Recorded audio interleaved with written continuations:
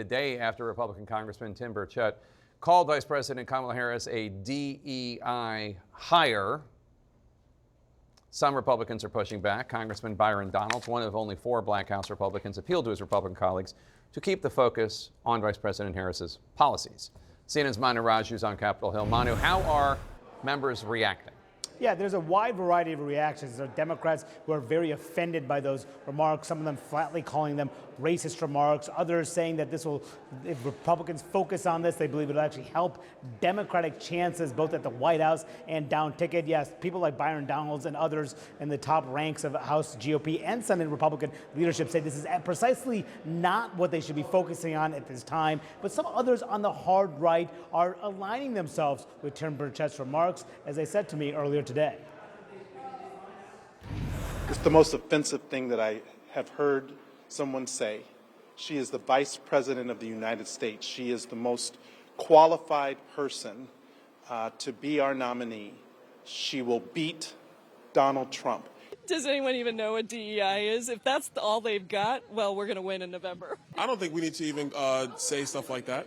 Don't think so. Look, Kamala Why is Harris, that? Because her record is abysmal. We are just repeating what Joe Biden himself said, and I dropped the receipts. So that last comment coming from Congresswoman Lauren Boebert, who's one of the hard right members of the House GOP conference. She posted a video on X of Joe Biden touting his diversified administration and pointing to Kamala Harris as a number 2. But of course, Biden did not say that he was going to pick a black woman for his number 2 when he was running in 2020. He said he would name a woman. So that argument, of course, is undercut by the facts. And I asked the Speaker of the House, too, Jake, about whether or not he believes this was the right line of attack, whether it was appropriate for Tim Burchett to say this. He said, we need to focus on policies, not personalities. Jake.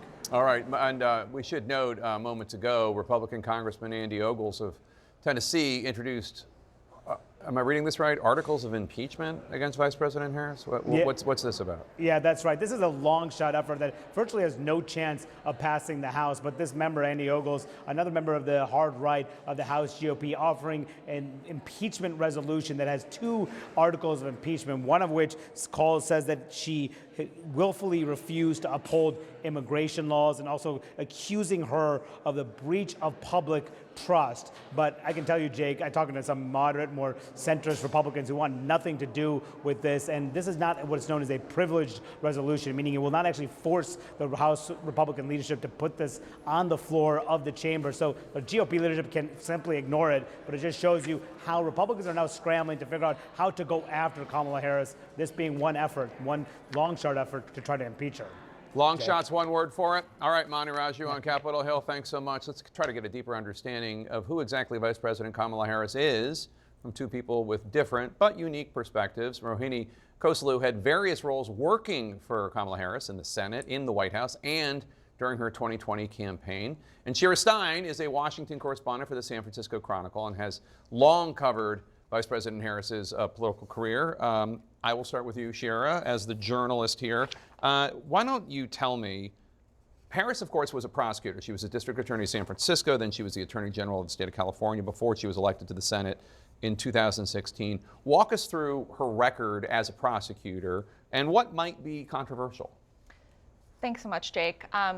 We're going to see a lot of different things being brought up, as they've been brought up time and time again. I think especially we're going to see people bringing up a controversial death penalty case where someone shot a police officer. That one caused controversy within even San Francisco political circles. Also, her threats to jail the parents of children who are truant at school. So there are some things like that. The bottom line is, when it comes to Harris's record, is she's been in political life for quite a long time. Most of these things from back when she was in California are not going to be new. We might also hear some things about some of her staff from when she was Attorney General. But again, this was all brought up in the Senate race. It was all brought up when she ran for president the last time. And just the thing about the cop killer, the controversy is that she did not seek the death penalty. She instead sought life imprisonment. Is that right? That's correct. And there was some critique of folks like the late Senator Feinstein, who I also covered, who were not happy with that decision by the vice president. And then, how do you think she's going to handle scrutiny of her record? Because yes, you're right, she faces scrutiny when she ran for Attorney General, when she ran for U.S. Senate, when she ran for Vice President in that brief period of time, and then Vice President. But this is the NFL, right? I mean, she's going to have scrutiny and TV ads and a whole level of attention and nastiness that no one is ever really prepared for. How do you think she's going to handle it? I think she's going to handle it pretty well. You know, she's struggled in the past with campaigning. I think she struggled in the past in being a little bit too guarded. But she has gotten better in the last few years. I think that's you can say that with any sense of objectivity. She's improved in her abilities as vice president.